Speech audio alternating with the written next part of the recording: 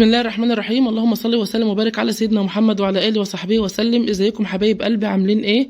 يا رب تكونوا بالف صحه وبالف خير. النهارده هعرض لكم مشتريات الاسبوع او مشتريات الشهر ايا يكن، هتستعملوها في فتره قد ايه. فالنهارده هعرض لكم المشتريات بتاعتي: سعر السمك والفراخ واللحوم والبيض والبط واللحمه المفرومه البلدي والمستورده اللي هي البرازيلي. اقول لكم الاسعار كل حاجه بالتفصيل. دي في قناتي الصغيره يا بنات، الاول مره يشوفها يا ريت يشترك فيها ويفعل الجرس وكمان يعمل لايك وشير الفيديو علشان الناس كلها تستفيد. وحاولوا على قد ما تقدروا بالله عليكم اسمعوا الفيديو للاخر، تمام كده؟ اول حاجه كده زي ما انتم شايفين هنبدا من على ايدينا اليمين، وده السمك المكاريل الاصلي كده زي ما انتم شايفينه ما شاء الله، حاجه روعه حلو جدا جدا جدا. هو الاسبوع اللي فات كان ب75، النهارده ب70. يعني كنت متوقعه ان انا هلاقي اغلى من كده، بس النهارده ب70 جنيه يا جماعه، وكان عنده ب65 اصغر شويه. وعلى فكره ده اصغر حاجه في الكرتونه اللي كان فاتحها، كان في اكبر من كده، بس انا عشان طبعا يفرق صغر تفرق يعني. بصوا السمكه ما شاء الله حجمها كبير كده زي ما انتم شايفين اهون ما شاء الله. الكيلو بكام يا جماعه؟ الكيلو ب70 جنيه. كيلو السمك المكاريل الاصلي ب70 جنيه النهارده، والسوارديه ب65 النظيفه اللي هي الاسباني مش الروسي. طبعا اي حاجه اسباني انضف واحسن من الروسي بكتير، تمام كده؟ اللي هي لها شوكه في ظهرها من هنا كده، اللي هي بتتعمل سهليه مشويه جاهزه في المشلات في السوق، تمام؟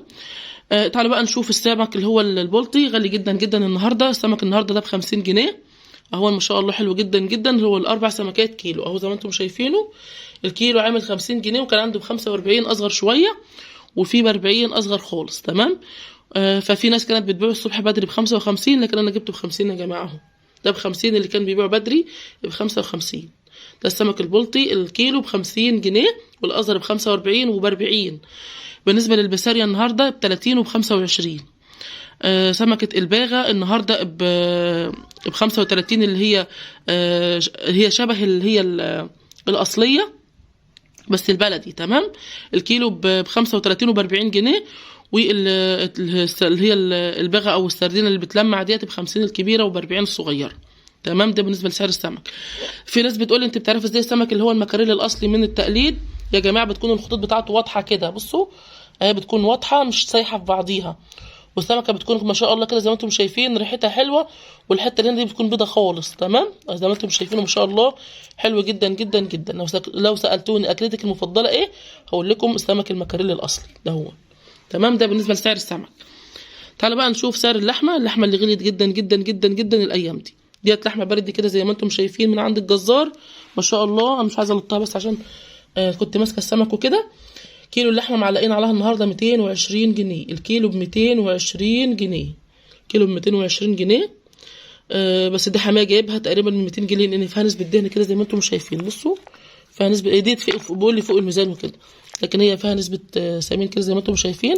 دي ب 200، لكن انت طبعا في ناس ثانيه معلقه عليها 220، ففي ب 220 وب 200 وب 210، بس اكتر حاجه 220. قولوا لي عندكم في الكومنتات اللحمه وصلت قد ايه، تمام؟ بالنسبه بقى للحمه البرازيلي اللي هي دي طبعا بتتباع بالنص او بالربع كده زي ما انتم شايفينها اهيا. الكيلو ب 145 جنيه. كيلو اللحمه المستورده البرازيلي ب 145 جنيه. والنهارده واحده وانا واقفه بجيب يوستفندي بتقول اللحمه اللي هي الكبيره الكندوز وصلت 180 جنيه. معرفش الصراحه وصلت السعر ده ولا لا، بس انا عارف ان هي وصلت 150. فانتوا اكتبوا لي عندي برضو عندكم في الكومنتات هي فعلا وصلت 180 ولا لسه ما زالت ب 150، تمام؟ ده بالنسبه للحمه البلدي الكندوز، والمستورده اللي هي البرازيلي ب 145 المستورده، تمام كده؟ الفراخ يا جماعه اللي غليت جدا جدا جدا النهارده، الفراخ غاليه خالص فوق ما تتخيلوا. الفراخ النهارده ب 74 جنيه في المحل. الفراخ ب 74 جنيه في المحل، بس في البورصه نزلت ل 66، بس ما اعرفش ليه المحلات لسه بتبيعها غاليه كده. انا شايفاها في البورصه امبارح اخر النهار كده كانت ب 66، لكن او اول امبارح كانت ب 71 فعلا غليت. وسعر الكتكوت الابيض، الكتكوت الابيض ب 20 جنيه يا جماعه. الكتكوت الابيض ب 20 وب 20 ونص، وفي ناس بتبيع ب 19 وفي ناس بتبيع ب 21، يعني من 19 ل 21 على حسب جوده الكتكوت، تمام كده؟ والفراخ الساسو كانت ب 12 عدد ب 14، والبلدي الفيومي ب 8، والبلدي اللي هو الحر ب 8 برضه، تمام؟ ده بالنسبه لسعر الكتاكيت يعني. بالنسبه بقى للفراخ طبعا زي ما قلت لكم الكيلو ب 74 في المحل، والبانيه ب 155. البانيه دي بانيه اللي هو صدور مش متقطعه شرايح. الكيلو ب 55 155 كيلو ب 155 جنيه. هو مش عارفه ليه بيبيعها غاليه كده. الاجنحه بتاعت الفراخ بتنباع عنده بالكيلو ب 50 جنيه، والكبد والقوانص ب 85، والكبد بس ب 85. كبد على قوانص بعامله 75 جنيه. تمام كده. ده بالنسبه لسعر ايه اللحوم.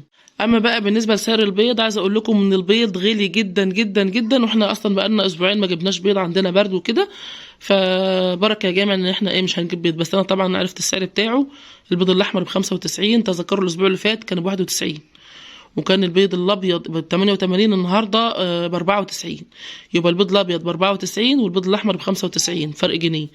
البلدي ب 103 جنيه. البلدي وصل 103 جنيه. البيض غلى جدا جدا يا جماعه، ما نعرفش اللي غلي بالطريقه دي.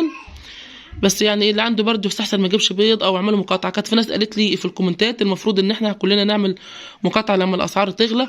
طب بالنسبه اللي حدهم اطفال صغيرين يعملوا ايه؟ احنا طبعا مضررين جدا من اسعار الغلا ده، خصوصا ان في ناس غلبانه مش لاقيه خالص القوت بتاع يومها يعني.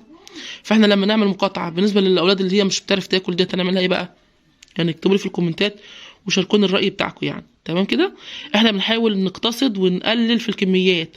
يعني مثلا السمك المكاريل الاصلي ده انا مش جايباه ليا، انا والدي طبعا بيصوم اللي هو 13 و14 و15 الايام البيض من كل شهر عربي اللي هم رجب وشعبان.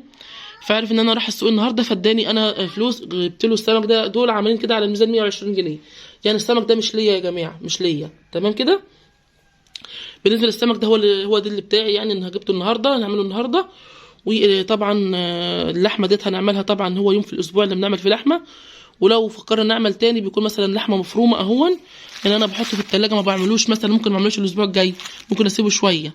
الاسبوع اللي فات كنت جايبه كميه كبيره عشان طبعا كان اخوات جوزي البنات ولاد عمتي يعني كانوا جايين بيقضوا يوم عندنا، فكنا جايبين كميه فراخ ولحمه عشان كنا عاملين يوم مشويات لحمه مشويه يعني لحمه مفرومه كفته. كنا عاملين كمان فراخ مشويه، فعشان كان يوم تجمع عائلي بيحصل كل 4-5 شهور مره. الناس اللي كتبت لي حرام عليك الكميات اللي انت جايباها دي كلها، وانا مش هاكلها لوحدي يا جماعه، ده عزومه، كنت جايباها عشان عزومه. تمام كده. وانا صورت لكم اليوم ده، ولو عايزينه قولوا لي وانا اكتبه لكم انزله لكم على القناه سواء الصغيره او الكبيره. تمام كده. بالنسبه طبعا الفراخ ديت عندي في الثلاجه، فانا قلت لكم عرضت السعر بتاعها، انا ما جبتهاش النهارده حتى هتلاحظوا ان هي مجمده. بس انا رحت النهارده عشان اخت جوزي كانت طالبه مني انا اجيب لها اجنحه النهارده، كانت مداني فلوس اجيب لها اجنحه. بس والله العظيم مش لقيت عندها، قالت لي هتبقى موجوده بكره، لان النهارده طبعا يوم السوق ففي الشغل كله انشال من الثلاجات. فقالت هنعمل طازه بكره. تمام كده. فالكيلو ب 50 جنيه. وسالتها على كل حاجه، سالتها على الفراخ البيضاء قالت لي ب 74. وسالتها على الاجنحه قالت لي كام يا جماعه؟ 50. والاوراق ب 80 جنيه. كيلو الاوراق ب 80 جنيه. وسالتها كمان على البانيه قالت لي 155، وتقريبا بكره هيكون 160 جنيه، لان طبعا البورصه سعرها متغير. تمام كده. فده بالنسبه للاسعار. البط البلدي يا جماعه ب 80 جنيه، ما زال ب 80 جنيه. فربنا يلطف بينا جميعا يعني. دي بالنسبه للاسعار. فكل الحاجات دي مش ليا على فكره، وحاجات كانت موجوده في الثلاجه بسعر قديم، بس انا قلت لكم سعرها النهارده ايه عشان تكون موجوده معاكم في الفيديو. تمام كده. فاكتبوا لي كده كومنت حلو وشجعوني، وبالله عليكم اسمعوا الفيديو للاخر، واشوفكم بقى في فيديو جديد. مع السلامه.